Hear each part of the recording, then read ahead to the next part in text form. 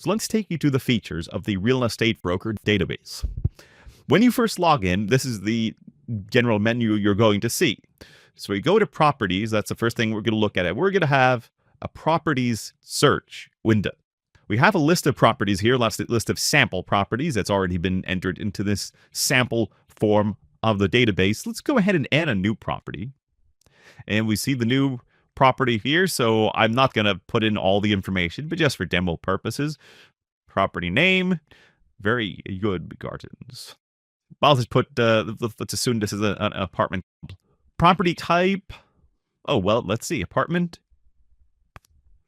Because that sounds like the name of an apartment complex. It just does. Okay, GPS coordinates, street address. I'll skip a lot of these things. Seattle, Washington, this has a dropped out. By the way, this is a good time to indicate that all of these are templates. You have full ability to make changes to this application or hire us to make changes for you. This is not meant to be necessarily used straight out of the box.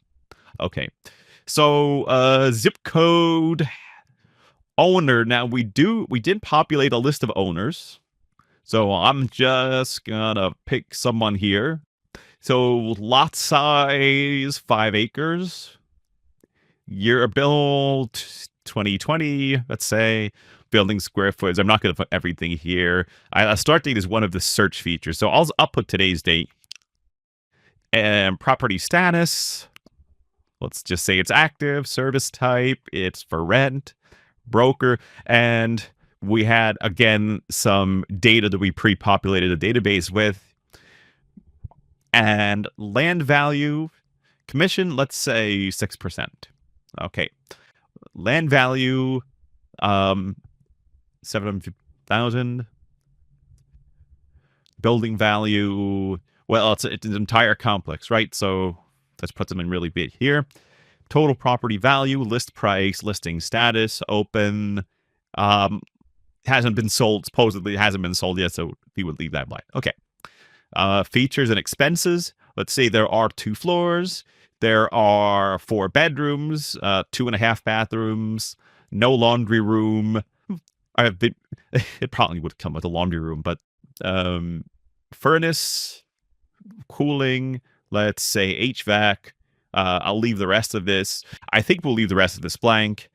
But, I mean, you get the idea.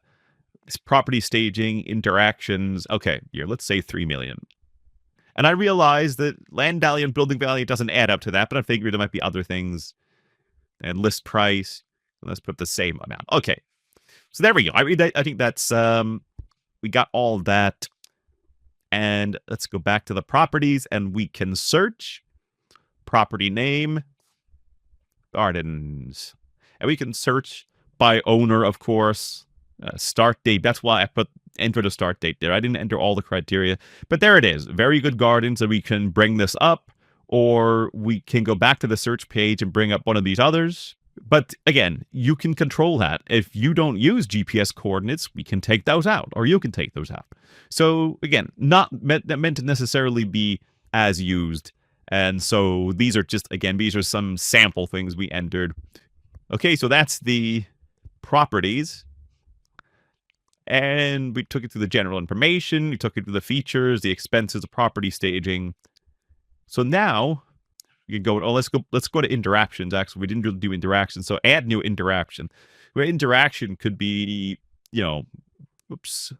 many different things.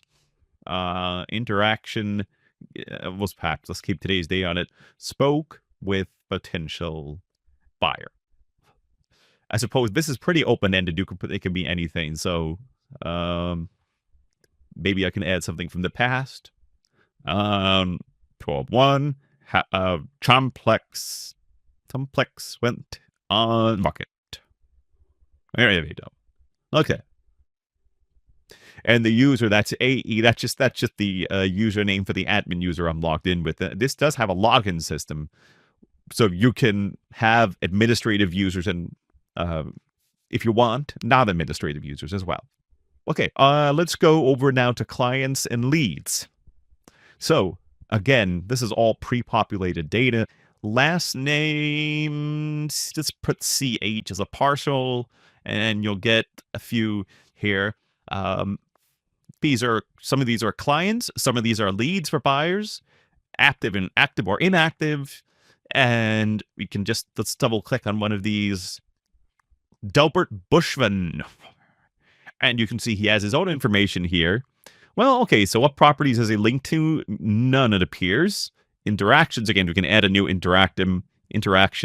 For him, it says Microsoft because that's his company name. Again, you can put, well, I can't type them in here, but, we can have this displayed in parentheses if you want. Again, I'll repeat this a few times. There's no reason to have to take this as is. These are meant to be modified. They're designed as kind of bare bones templates. They're not really meant to be used out of the box as is. So you have full license. You can do anything you want.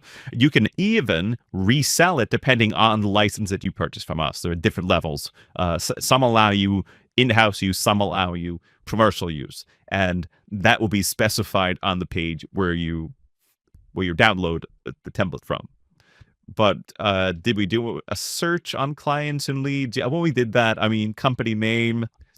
So we can search WSI only and status of active only, and that's what we would get here.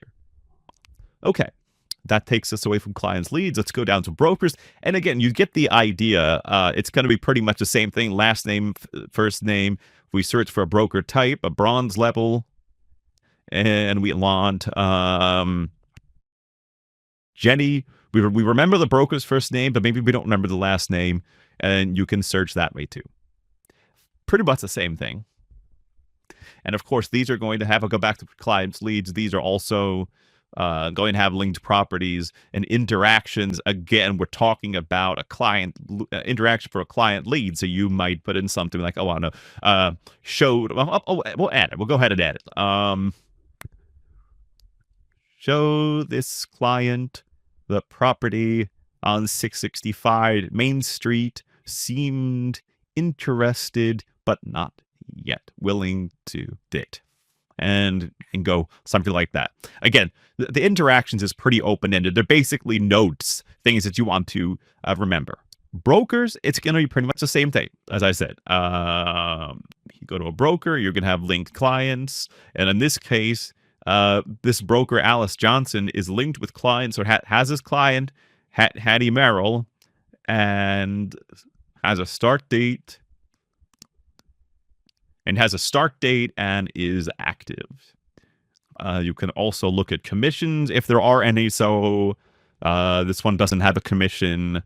Okay, finally, well, not fine, but we'll go to reports. Now, there's a few reports that are available here. Let's take total sales. Let's see total sales from what date range did we put in here? Let's put in, I know 12/31's in the future right now, but let's go ahead and run the report. Okay, so this one didn't pick anything up. Let's go back a little further. Property sold 21. Okay, average list price, and we can go commission, the same thing. Maybe for the year 2024. And we can see all of the brokers and the commissions that they earned, if they earned commission. Okay. These last few are administrative, users and permissions. So you see these are you can add users. We're logged in as the administrative user right now. And, so you can set up levels of access. If you want some brokers or some salespeople or some agent to have access to certain parts and not others. Now, again, what is the difference between a system admin and someone who, a regular user? That's also up to you to define, meant to be modified. The last thing we'll show are these settings. And again, when you see a settings menu like this basically defines what goes in your drop-down boxes. You may remember when I was in brokers, we had broker types of bronze, silver, and gold. Let's go back to brokers a moment. If I wanted to add a new broker, I would say broker type bronze, gold, and silver. Okay, so the members of this drop-down box are defined here. If I want to add something called platinum, and I go back to brokers, add new, Now we have a platinum level. So this is where the program gets very customizable.